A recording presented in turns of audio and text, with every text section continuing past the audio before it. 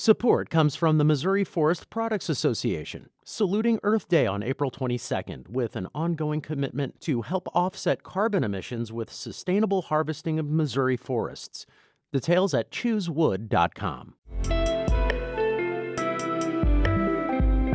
It's Tuesday, March 28th. This is The Gateway. I'm Wayne Pratt. Rural areas are losing grocery stores at a faster rate than cities and towns. In some Midwest counties, there are no grocery stores.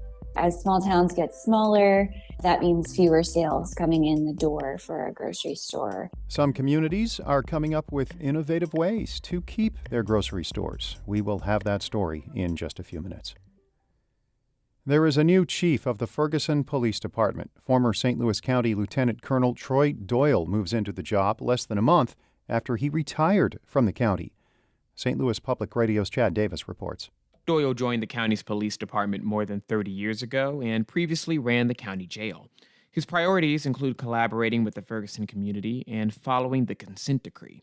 The decree requires the Ferguson Police Department make significant structural reforms amid findings that the department discriminated against Black residents.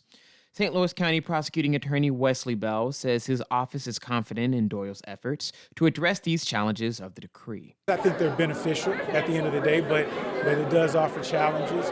I think he is an ideal person to lead Ferguson, and I think he's going to do an excellent job. Doyle's appointment comes after he filed a racial discrimination lawsuit against the county in 2021.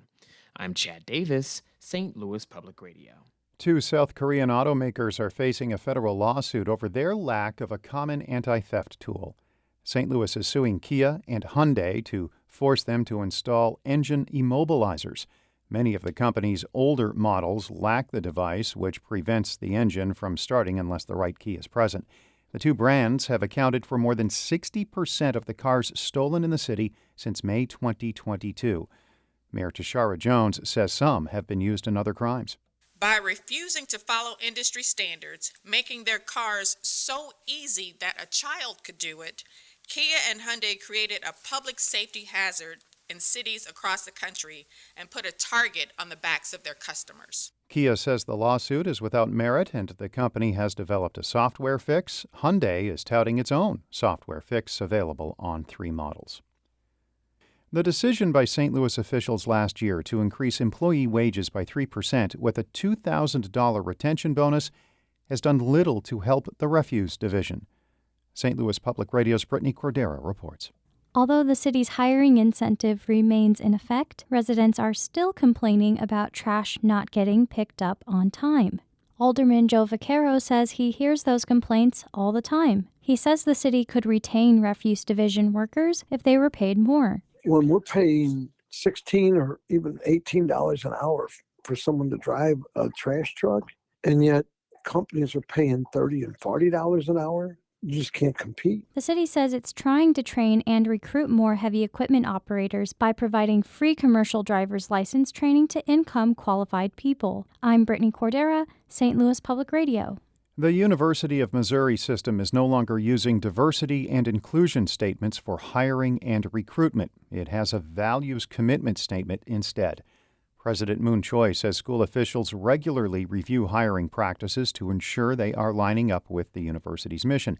His statement comes after reports the system's DEI statements were perceived as litmus tests and loyalty oaths. Spokesman Christian Basie says the university wants to remain consistent with diversity and inclusion statements. As we were reviewing the language that is used in job postings, we realized that it was very inconsistent, that some departments used certain words and others used different words. The university will no longer use a DEI hiring rubric for faculty. The Illinois Senate has passed a measure requiring state agencies to create plans for phasing out plastic foodware.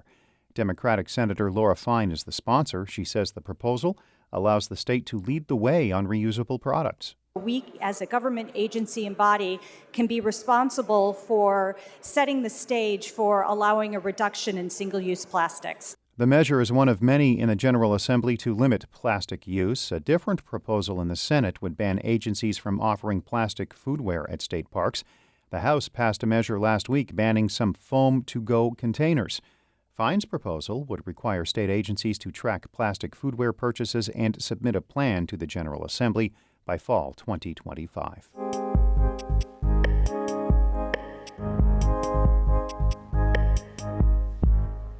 Buying healthy food close to home is a challenge for many in rural areas. The U.S. Department of Agriculture reports 76 counties do not have a grocery store, including Ray County in western Missouri. Aaron Bonderson reports for Harvest Public Media on how some communities are grappling with food access. Highway 9 runs through the town of Emerson and doubles as Main Street. For years, this town of 800 had no grocery store. That's until Post 60 Market moved into the old American Legion building on Main Street last August. Manager Brian Horak wants new customers to find what they need. And if they're brand new, I say, if you don't see anything you like and usually buy, let me know. I'll get it in here and I'll bring it in. We'll see how it moves. Usually if somebody wants it, one person wants it, there's probably 10 others that want it. So it usually sells. The market is a co-op. The Emerson community invested nearly $160,000 in the store last spring. It's open to everyone, including those on the Supplemental Nutrition Assistance Program, while investors also get benefits like discounts and dividends. But in many towns, a local grocery store is a thing of the past. Rural communities have been losing population for decades, making it harder for businesses to stay afloat. So as small towns get smaller, that means fewer sales coming in the door for a grocery store. That's Ryle Carver, who studies food access for the Rural Grocery Initiative at Kansas State University. She says big box stores and grocery consolidation have added even more pressure. But Carver says there are innovative approaches helping to keep stores in small towns. We've seen success with communities kind of becoming engaged through cooperatives, through public-private partnerships. We've even seen nonprofits and school-run grocery stores. For example, in tiny Cody, Nebraska, the public school district runs Circle C Market, a grocery store where students get school credit for their work. About 8 students manage the store each semester, says teacher and store manager Liz Ravenscroft. I teach them how to do the different orders, so like pop order, chip order. I also have students that I teach how to do billing. The grocery store got started in 2008 with the help of several national organizations and a grant from the USDA. Today, the village of Cody, population 167, owns the building.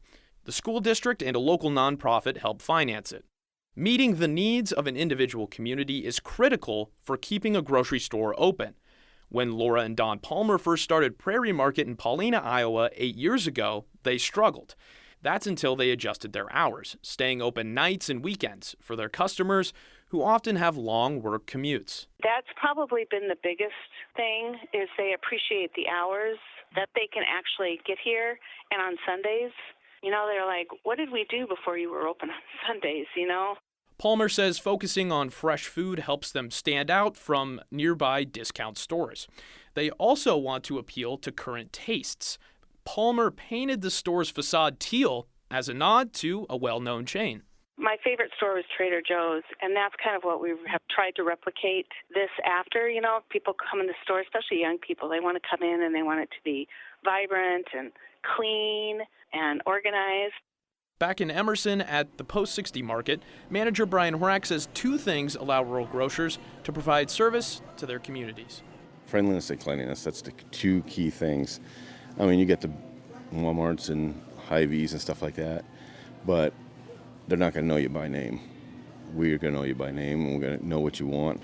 Horak says his goal is to get people to step into the store once. After that, he says they'll keep coming back. For Harvest Public Media, I'm Aaron Bonderson.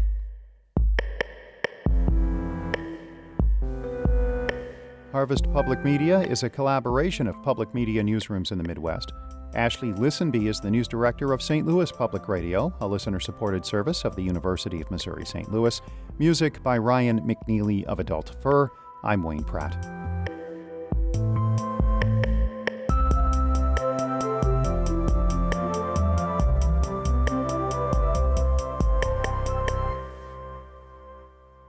Support comes from the Missouri Forest Products Association, saluting Earth Day on April 22nd with an ongoing commitment to help offset carbon emissions with sustainable harvesting of Missouri forests. Details at choosewood.com.